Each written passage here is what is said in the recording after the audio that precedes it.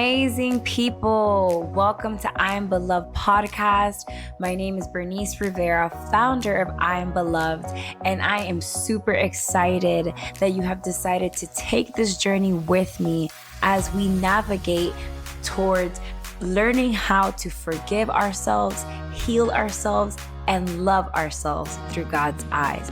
Stay tuned because we have an amazing episode up next.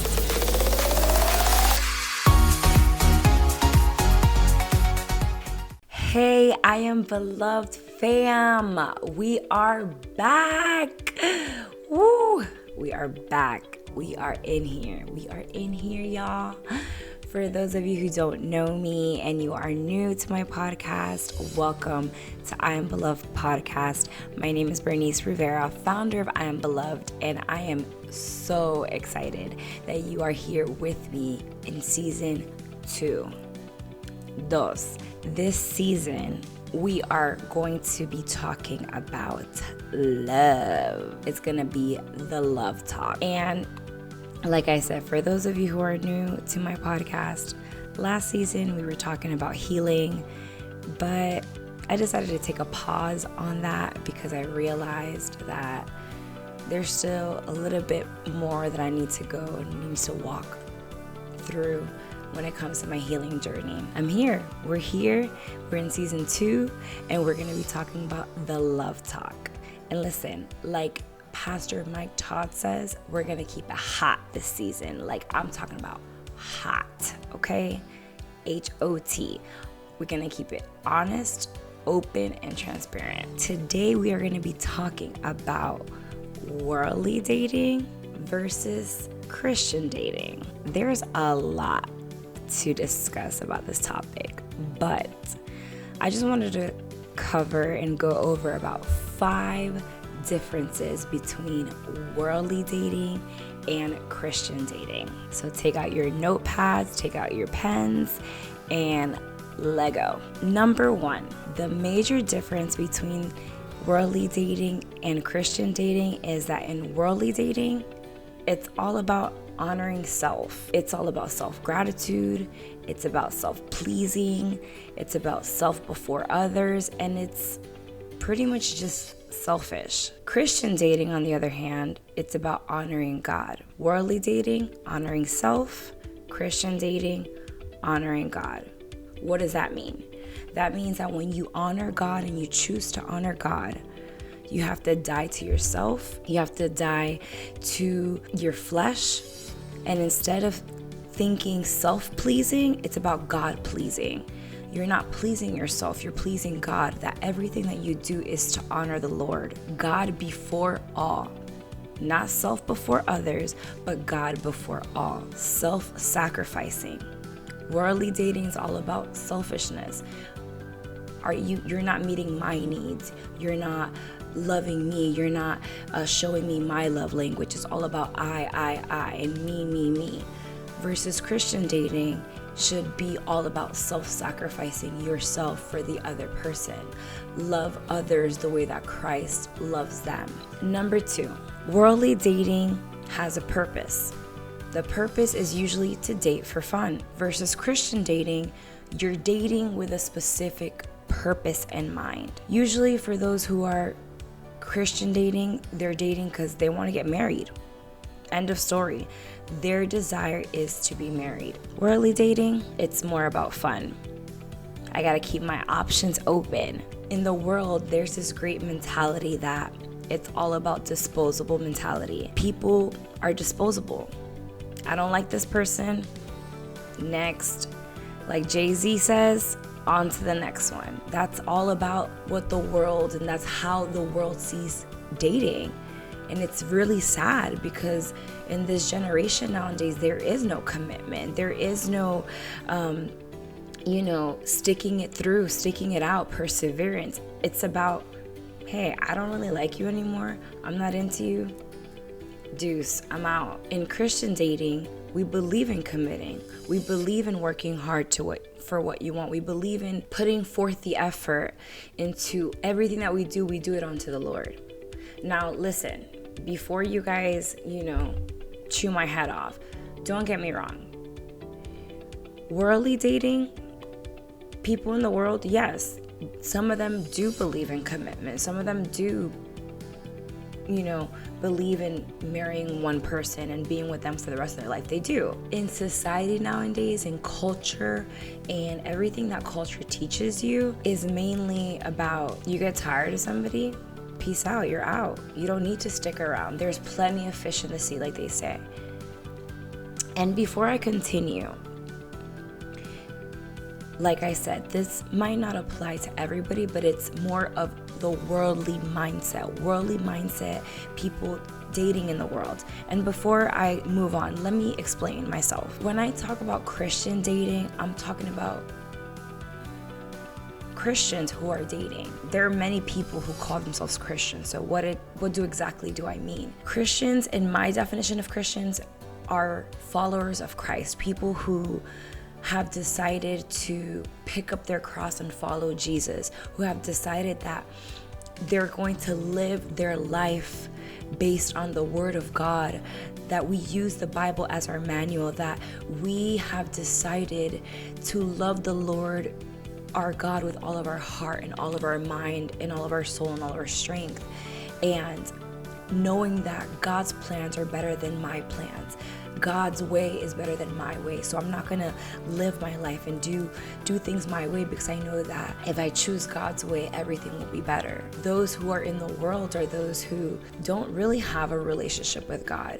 They live their life pleasing themselves, not having to be accountable to anybody, not having to explain anything to anyone, might believe in God or believe that He's up there, but are not living their lives to honor Him. That's not what it's about. Number 3, third difference between worldly dating and Christian dating. This is a big one, y'all. Worldly dating, people who are dating in the world do not believe in waiting until marriage for sex. Versus Christian dating, we believe that waiting until marriage is key. Let me explain why. In Song of Solomon, chapter 8, verse 4, it says, "Do not stir up love or awaken love until it is ready."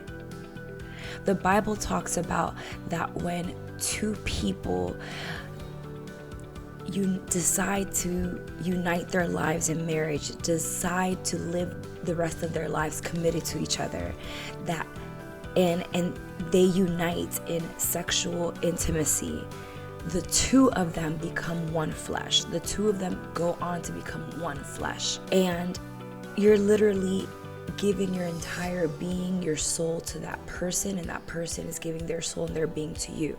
So instead of two people, a man and a woman, you're becoming one flesh. In the world, the worldly mentality is, nah boo, like, you gotta try it before you buy it. I'm not committing to you until you let me taste the goods. In other words, it's really sad, because if we were able to understand the verse that it talks about, the Bible, if we were able to understand the Bible, it says that two people become one flesh. That means that every single time that you're having sex with somebody, that you're sleeping with somebody, you're giving away a part of yourself to that person. You're giving a part of your soul and who you are to that person that has no plans of committing to you, that is just hanging out and playing around with you for fun, that doesn't know what they want with their life. They're not ready to become a husband or wife. And you're literally giving your entire being over to that person. No wonder so many of us are walking around not knowing who we are. So many of us are walking around not knowing our identity, because of the fact that we're giving away ourselves to every other person. And culture teaches, especially men, what's your body count? How many girls you slept with? What's your body count? That's what culture teaches us. That's what music videos teach us. That's what the movies and everything teaches us nowadays, that the more bodies you got, the cooler you are. The more you got it going on, that it's okay to walk around half naked because that's how you're gonna grab a man's attention. when a real man, a man that's going to love you like Christ, is going to love you for your heart and for your mind, not for what your body can offer. Number 4, the difference between worldly dating and Christian dating is accountability. I'm going to say that again. Accountability. Bernice, what does that mean? When you are dating as a Christian, it is very, very important. And I know that there's a lot of Christian relationships out there that are probably not doing this. But listen, if you can take anything away from me, is this: if you are a Christian couple, you need accountability. What does that mean? Accountability is finding a friend, a mentor that you respect, that you can be honest with, you can be transparent with, and they can call you out on things you're not going down the right path. Accountability is when maybe you and your girlfriend want to honor God and want to please the Lord, but things start getting hot and heavy, your hormones start raging, that you would be able to call up your friend, your mentor, your accountability partner and say, hey, like, I need you to talk me off the ledge right now because I'm about to go too far. And in the world, you don't gotta let anybody know what's going on. In the world, I don't gotta give explanations to nobody. Nobody needs to know my business. That's the world's mentality. So you have no one. You don't want people in your relationship. You don't want people in your business, which I get it and I understand. But in the world, people just do what they do and that's it. They don't have anybody to hold them accountable. They don't have anybody that they give explanations to, because if they want to have sex, they're going to do it. If they want to mess around, they're going to do it. If they want to go and cheat, they're going to do it. And again, I'm not saying everybody that is not Christian doesn't have values or doesn't have morals. I'm not saying that at all, but I'm trying to give you the major differences between the worldly mindset and the way that culture and society has fed into relationships versus the way that Christians and biblical dating should look like and what it's supposed to look like. And the last difference between worldly dating and Christian dating, key point number 5, is transparency. In Christian dating, we believe in transparency. You need to talk about the good, the bad, and the ugly. You need to have those tough conversations. You need to allow your partner to know your deepest, darkest secrets. Why? Because if you're committed to that person, it's because you want to marry them one day. Like, you're trying to build a life with them. You're trying to get to know them. You're trying to see if you're compatible with them, for the fact that you're dating to marry, not dating just to have fun or to get in their pants. Versus worldly dating, secrets are okay. Like I said, you ain't gotta know my business. It's sad because many times people in the world may walk into marriage with somebody that they barely even know. They might walk into marriage with somebody that and that person has so many skeletons in their closet because they've just hiding away things, and you really don't know that person like you thought you did. I want to keep it very honest with y'all. Very honest, open, and transparent. We're gonna keep it hot right quick. The reason I can talk about the difference between worldly dating and godly dating or Christian dating is for the fact that I did both. I had relationships when I was in the world, when I didn't care about having a relationship with God, when I was just doing my thing, living out there reckless, like YOLO. I had a relationship, a 4-year relationship in the world, just doing whatever I want, pleasing myself, pleasing my flesh, self-gratitude, being selfish, at the same time keeping my options open. There was no commitment there. But I also had the privilege and the opportunity to experience my first godly relationship, my first Christian relationship.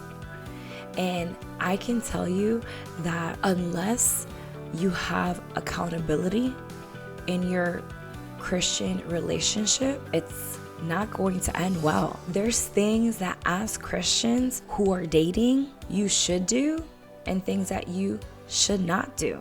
For example, there's Christians who are in a relationship with other Christians who believe that it's okay to kiss your boyfriend or girlfriend.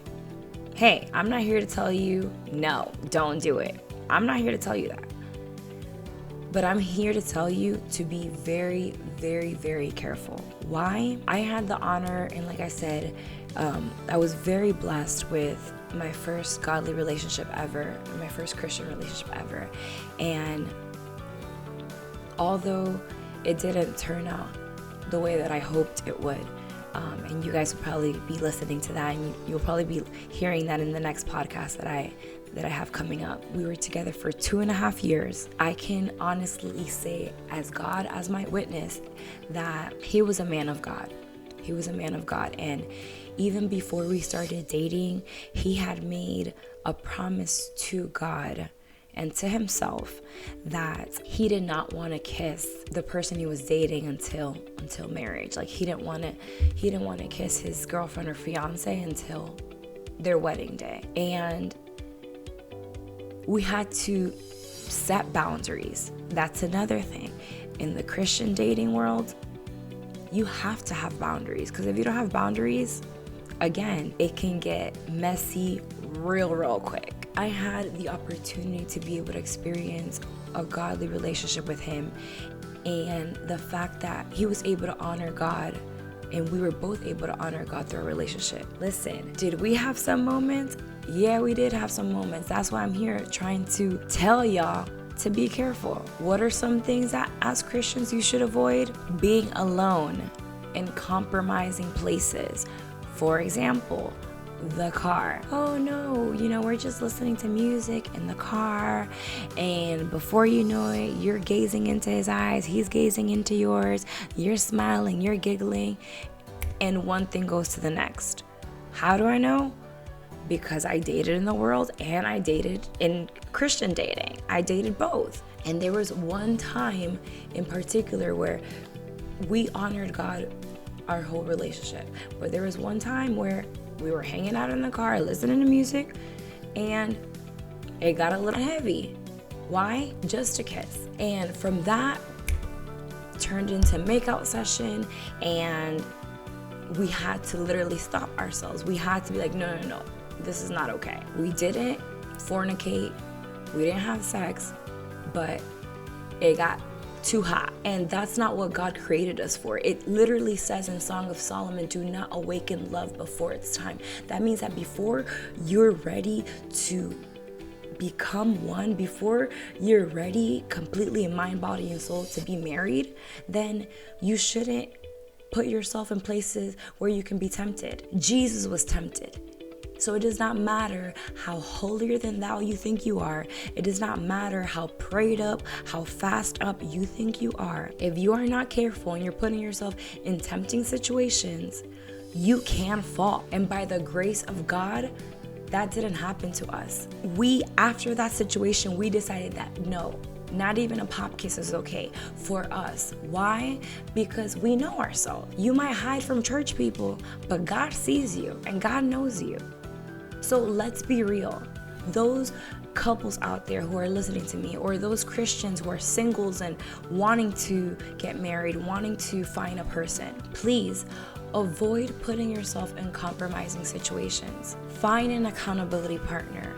Find somebody who can hold you accountable, who can talk with you, who can tell you straight up when you're wrong. And guess what? We had an accountability partner. And when things got a little too heated, we had to call up our accountability partner, and we sat down with my parents and we had the talk. Like, listen, just kissing. It was not godly kissing, if that makes sense. You have to be careful. You have to be careful as a Christian. You have to be careful as a man of God, a woman of God, or a Christian single. Do not put yourself in places that you know are not good for yourself. And you need to have those accountability partners so that they can call you out on things that you need to know. And last but not least, do not play the field, because you're playing with God's child. You're playing with somebody's heart. If the person that you're with right now and you're in a godly Christian relationship, if the person that you're with right now is not helping you up and helping you build your spiritual life up, and you're not growing in the Lord, then that person is probably not for you. If you feel like you're not praying, and not spending time with the Lord and your priorities are all a whack, that person is not for you. Anything or anyone that you put before the Lord is going to become your idol. And the only person that should be number one in your life is God. With that, I leave you with the differences between worldly dating and godly dating. I hope that this episode blessed your life and that you were able to learn something new. See you next time. Thank you for listening to I Am Beloved podcast. I hope you enjoyed yourself and that you are walking one step closer to your healing. See you next time. Adios.